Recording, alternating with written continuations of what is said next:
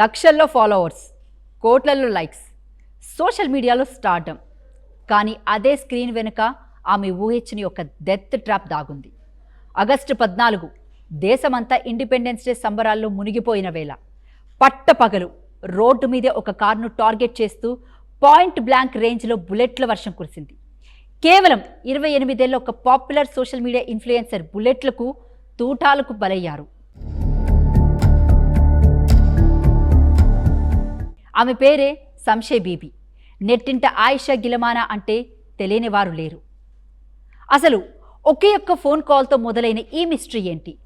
కేవలం followers పెరిగారని target చేశారా, లేక దీని వెనుక ఇంకేదైనా big money game దాగుందా?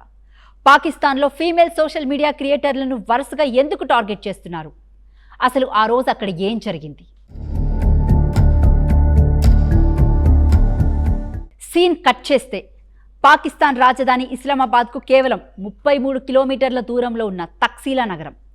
Independence day కావడంతో రోడ్లన్నీ రద్దీగా ఉన్నాయి. సరిగ్గా అదే సమయంలో సంశే బీబీకి ఒక ఫోన్ కాల్ వచ్చింది. కాల్ చేసింది కసిఫ్ అలియాస్ కాశీ అనే వ్యక్తి. వెంటనే ఇంటి నుంచి బయటకు వచ్చి తనను కలవాలని చెప్పాడు.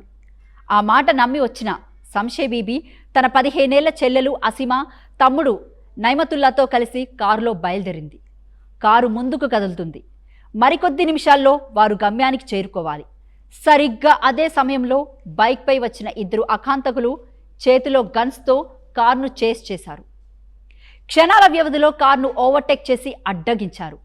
కారు విండో దగ్గరకు వచ్చి ఏమాత్రం ఆలోచించకుండా అతి సమీపం నుండి ట్రిగర్ నొక్కారు. తుపాకీ నుంచి దూసుకొచ్చిన తూట నేరుగా సంశే బీబీ మెడలోకి దిగిపోయింది. రక్తం కారుతూ ఆమె అక్కడికక్కడే ప్రాణాలు విడిచింది. ఆ భయానక వాతావరణంలో కంట్రోల్ తప్పిన కారు ఎదురుగా వస్తున్న మరో వాహనాన్ని బలంగా ఢీకొట్టింది. కారులో ఉన్న తన 15 ఏళ్ల అసీమా తీవ్ర రక్త గాయాలతో రోడ్డుపై పడిపోయింది. పక్కనే ఉన్న తమ్ముడు నైమతుల్లా కళ్ళ ముందే తన అక్క ప్రాణాలు కోల్పోవడం చూసి తీవ్ర భయాందోళనకు గురయ్యారు. ఈ మొత్తం అటాక్కు సంబంధించిన సీసీటీవీ ఫుటేజ్ ఇప్పుడు సోషల్ మీడియాలో కలకలం రేపుతుంది. ఇద్దరు వ్యక్తులు అత్యంత పక్కా ప్లానింగ్తో బైక్పై వచ్చి ప్రొఫెషనల్ కిల్లర్స్లా దాడి చేసి క్షణాల్లో అక్కడి నుంచి ఎస్కేప్ అయ్యారు.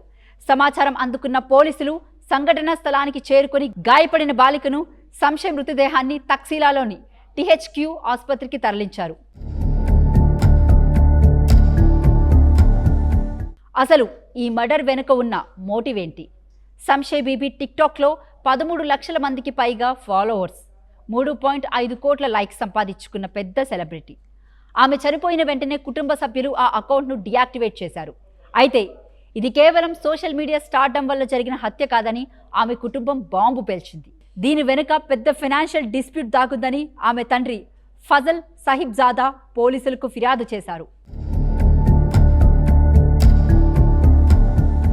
కౌజర్, జావేద్ అలియాస్ సహీన్ అనే ఇద్దరు వ్యక్తులతో సంషాకు గత కొంతకాలంగా ఆర్థిక లావాదేవీలు ఉన్నాయని, డబ్బు తిరిగి ఇవ్వాలంటూ వారు ఆమెను చంపేస్తామని బెదిరించారని ఆమె సోదరుడు రెహమతుల్లా వెల్లడించారు. ఈ బెదిరింపులపై గతంలోనే ఇస్లామాబాద్ పోలీసులకు ఫిర్యాదు కూడా చేశారు. కాశీ అనే వ్యక్తి ఆమెను నమ్మించి బయటకు రప్పించాడని, కౌసర్, జావేద్ ప్లాన్ ప్రకారమే ప్రొఫెషనల్ కిల్లర్స్తో ఈ హత్య చేయించారని కుటుంబం బలంగా ఆరోపిస్తుంది. ప్రస్తుతం రవల్పిండి స్పెషల్ పోలీస్ టీం రంగంలోకి దిగింది. హంతకులకు ఆశ్రయం కల్పించి ఇన్ఫర్మేషన్ ఇచ్చిన 3 అనుమానితులను పోలీసులు అరెస్ట్ చేశారు. అయితే కాల్పులు జరిపిన మెయిన్ షూటర్లు ఇంకా పరారీలోనే ఉన్నారు. బాధితురాలు సోదరుడు పంజాబ్ సీఎం మరియం నవాజ్ షరీఫ్కు విజ్ఞప్తి చేస్తూ తమకు న్యాయం జరిగేలా చూడాలని డిమాండ్ చేస్తున్నారు. ఇక్కడ మనం గమనించాల్సింది మరో బిగ్ పాయింట్ ఏంటంటే, పాకిస్తాన్లో మహిళా ఇన్ఫ్లుయెన్సర్లపై దాడులు కొత్తేమీ కాదు. 8 కోట్ల మంది టిక్టాక్ యూజర్లు ఉన్న ఆ దేశంలో సోషల్ మీడియా ద్వారా మహిళలు ఆర్థికంగా నిలబడడాన్ని అక్కడి పాత సమాజం జీర్ణించుకోలేకపోతుంది. 2026 మార్చిలో పాపులర్ క్రియేటర్ సనా జావేద్ అవుట్లో ఫారా భర్త చేతిలో కాల్చి చంపబడింది. 2025 జూన్లో ప్రపోజల్ తిరస్కరించిందన్న కోపంతో 17 ఏళ్ల సనా యూసఫ్ను ఇంట్లో కాల్చి చంపారు. 2025 జులైలో 16 ఏళ్ల మొహక్ షెహజాదీ పరువు హత్యకు గురైంది. సింధ్ ప్రావిన్స్లో సమీరా రాజ్పుత్ అనుమానాస్పద స్థితిలో మరణించింది. గడిచిన ఏడాది కాలంలోనే దాదాపు 8 మంది మహిళా సోషల్ మీడియా క్రియేటర్లు దాడులకు, హత్యలకు బలయ్యారు. అసలు ఈ మర్డర్ వెనుక ఉన్న మోటివ్ ఏంటి? సంశయ్ బీబీ టిక్టాక్లో 13 లక్షల మందికి పైగా ఫాలోవర్స్, 3.5 కోట్ల లైక్స్ సంపాదించుకున్న పెద్ద సెలబ్రిటీ. ఆమె చనిపోయిన వెంటనే కుటుంబ సభ్యులు ఆ అకౌంట్ను డియాక్టివేట్ చేశారు. అయితే ఇది కేవలం సోషల్ మీడియా స్టార్డమ్ వల్ల జరిగిన హత్య కాదని ఆమె కుటుంబం బాంబు పేల్చింది. దీని వెనుక పెద్ద ఫైనాన్షియల్ డిస్ప్యూట్ దాగుందని ఆమె తండ్రి ఫజల్ సాహిబ్జాదా పోలీసులకు ఫిర్యాదు చేశారు. కౌజర్, జావేద్ అలియాస్ సహీన్ అనే 2 వ్యక్తులతో సంషాకు గత కొంతకాలంగా ఆర్థిక లావాదేవీలు ఉన్నాయని, డబ్బు తిరిగి ఇవ్వాలంటూ వారు ఆమెను చంపేస్తామని బెదిరించారని ఆమె సోదరుడు రెహమతుల్లా వెల్లడించారు. ఈ బెదిరింపులపై గతంలోనే ఇస్లామాబాద్ పోలీసులకు ఫిర్యాదు కూడా చేశారు. కాశీ అనే వ్యక్తి ఆమెను నమ్మించి బయటకు రప్పించాడని, కౌసర్, జావేద్ ప్లాన్ ప్రకారమే ప్రొఫెషనల్ కిల్లర్స్తో ఈ హత్య చేయించారని కుటుంబం బలంగా ఆరోపిస్తుంది.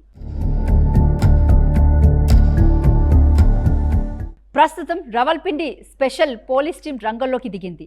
హంతకులకు ఆశ్రయం కల్పించి ఇన్ఫర్మేషన్ ఇచ్చిన 3 అనుమానితులను పోలీసులు అరెస్ట్ చేశారు. అయితే కాల్పులు జరిపిన మెయిన్ షూటర్లు ఇంకా పరారీలోనే ఉన్నారు. బాధితురాలు సోదరుడు పంజాబ్ సీఎం మరియం నవాజ్ షరీఫ్కు విజ్ఞప్తి చేస్తూ తమకు న్యాయం జరిగేలా చూడాలని డిమాండ్ చేస్తున్నారు.